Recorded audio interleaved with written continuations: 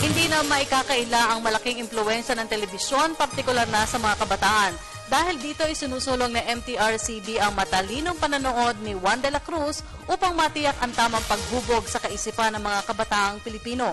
Si Dina Pagibitan para sa report. Ayon nga sa kasabihan, home is the first school of a child. Kaya naman mailalarawan ang karakter ng isang tao base sa kanyang kinalakhang pamilya. Obligasyon ng mga magulang na hubugin ang kanilang mga anak sa tamang asal. Tila ganito rin ang nais ng Television Review and Classification Board o MTRCB upang palawakin pa ang kampanya ng matalinong panunood sa tahanan ni Juan at Juana. Layon mapanuri ang mga magulang sa kanilang panoorin para magabayan ng tama ang kanilang mga anak. Ito ay pamamaraan at aming dinunsad upang mabigyan ng lakas ang pamilyang Pilipino, lalo na po ang mga magulang at ukol sa kanilang mga anak. Ngunit paano nga ba ito mangyayari kung sa panahon ngayon, maraming mga magulang na ang walang oras na samahan ng mga anak sa kanilang panunood? Ina-address rin namin ito dun sa mga auntie, sa mga kuya, ate, kung sinong pwedeng maggabay.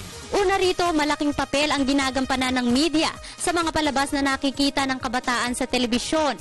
Kaya naman hinihiling ng MTRCB na gawing friendly for children ang mga palabas mula alas 6 ng umaga hanggang alas 9 ng gabi.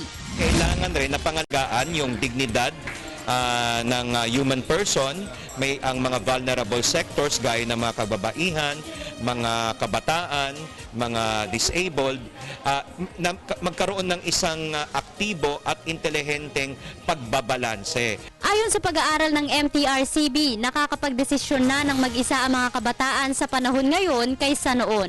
Ngayon gusto nila sila. So yan naman ay magandang development. At the same time, nananatili pa rin ang realidad na sila ay mga bata at lahat po tayo ay may obligasyon upang gabayan sila. Samantala, tinitingnan din ang pagpapanukala na isama na ang computer game sa kampanya ng MTRCB. Sa huli, hindi lamang gobyerno ang may responsibilidad na pangalagaan, proteksyonan at gabayan ng pamilyang Pilipino. Lalo't higit ang bawat Pilipino. Para sa Telebisyon ng Bayan, ako si Dina Pagibitan.